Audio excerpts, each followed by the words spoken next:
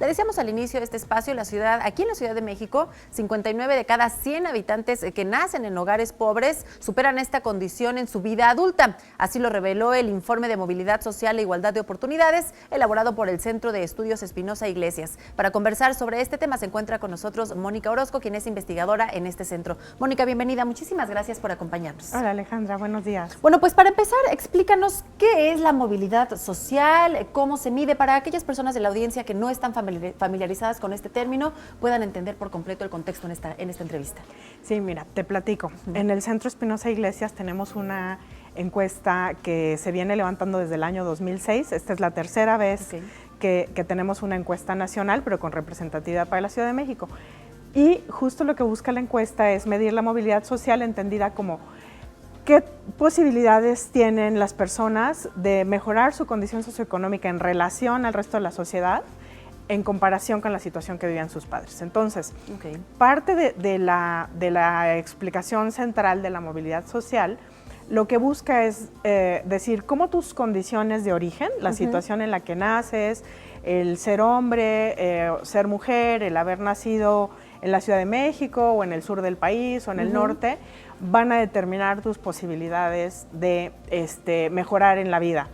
Y este resultado que tú estás mencionando es muy interesante porque si bien sabemos que la Ciudad de México tiene muchísimas oportunidades que el resto del país no tiene, que acá tenemos gran concentración de los servicios educativos, de salud, etcétera, lo que nos permite el informe de movilidad social para la ciudad es contrastar qué tan diferente. Entonces, tú ya mencionabas... Acá 59 de cada 100 que nacen en estado de pobreza en la vida adulta lo superan. Pero ¿cuál es la relación con las otras entidades del país? ¿No es lo mismo en el norte o en el sur? Es correcto. Mira, a nivel nacional, este 59% es prácticamente el doble de las posibilidades que tienen las personas que nacen en pobreza en cualquier lugar del país de salir adelante, ¿no?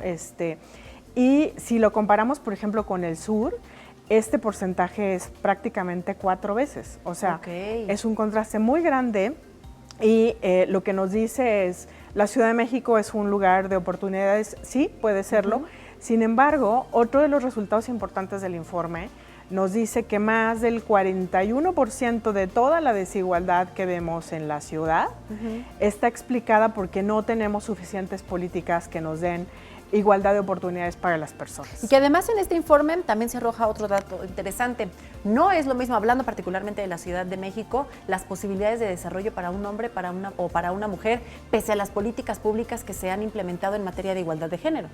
Así es, fíjate, que aún con estas cifras, si tú comparas un hombre y una mujer que nacieron en iguales condiciones de pobreza, los hombres van a tener 14% más posibilidades que las mujeres de salir de sus condiciones. Y esto está muy relacionado con dos cosas muy importantes. Uno es las posibilidades de acceder a los niveles educativos de educación superior, media y superior.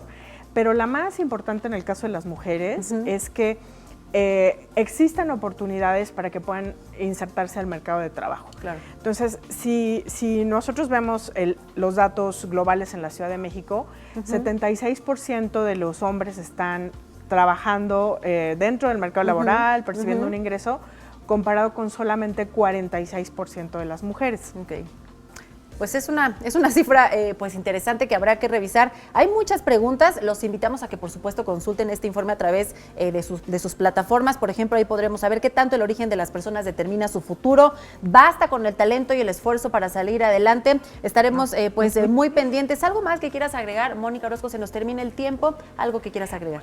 Darte las gracias por la invitación y estamos a la orden y los invito a consultar todo el informe completo. Bueno, pues Mónica Orozco, muchísimas gracias, investigadora del Centro de Estudios Espinosa Iglesias. Búsquelos en sus redes sociales para consultar todo este informe completo.